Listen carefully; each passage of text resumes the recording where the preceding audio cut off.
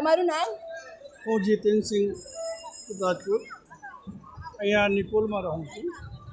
જગન્નાથ મંદિર ઘણા વર્ષોથી હું અહીંયા આવું છું દર્શન કરવા, દિલીપદાસજી મહારાજનું દર્શન કરવા. આ વર્ષે બી આવ્યા છું દર્શન કરવા. અહીંયા રથયાત્રાનું બહુ મહત્ત્વ છે જગન્નાથ મંદિરનું. હું તો કહું છું બધા આવો દર્શન કરવા, લાભ લો.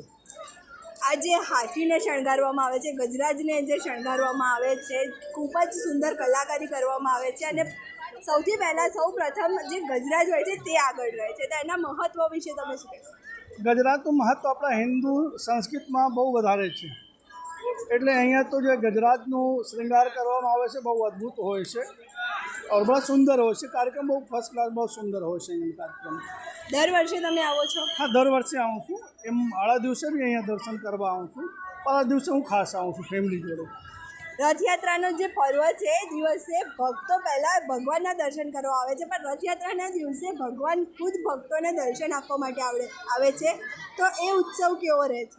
એ ભગવાનની કૃપા જ કહેવાય. એ ઉત્સવ જોરદાર હોય છે.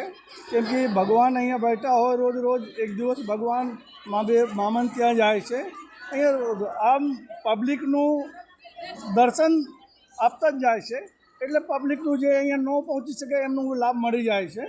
એટલે જગન્નાથ મંદિરનું જો રથયાત્રા છે બહુ મહત્વપૂર્ણ રથયાત્રા છે. રથયાત્રાનો જે પર્વ છે એ હિન્દુ મુસ્લિમની એકતાનો દર્શાવે છે. તો એના વિશે તમારું શું માનવું છે? હા, જોઈએ કે અહીંયા હું જોઉં છું ઘણા વર્ષોથી અહીંયા હિન્દુ મુસ્લિમ બધા ભેગા રહીને રથયાત્રાનું સ્વાગત કરે છે. લોકો ફૂલ હારથી જે મુસલમાન વર્ગનું છે એ બી સન્માન કરે છે રથયાત્રાનું. હિન્દુ મુસ્લિમ એકતાનું પર્વ છે એવું માનું છું. પોલીસની જે કડક કાર્યવાહી હોય છે, જે અત્યારે ચુસ્ત બંદોબસ્ત કરવામાં આવ્યો છે, તો એ બંદોબસ્તથી તમે સંતુષ્ટ છો? નહીં, બહુ સંતુષ્ટ છું. અહીંયા કોઈ બી અપ્રિય ઘટના ઘટતું નહીં. પોલીસની જે માર્ગદર્શન છે એ હેઠળ એ લોકો કાર્ય કરે છે. કોઈ બી અપ્રિય ઘટના ઘટતું નહીં. એ ભગવાનની કૃપા જ છે. આ લોકોને હિન્દુ મુસ્લિમની એકતાનું પ્રતીક છે. જય જગન્નાથ.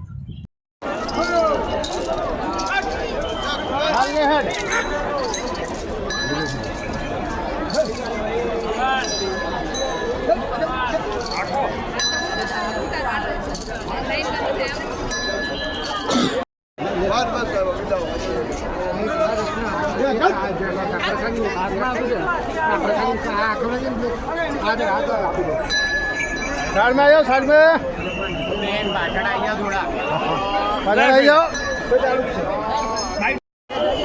हाँ,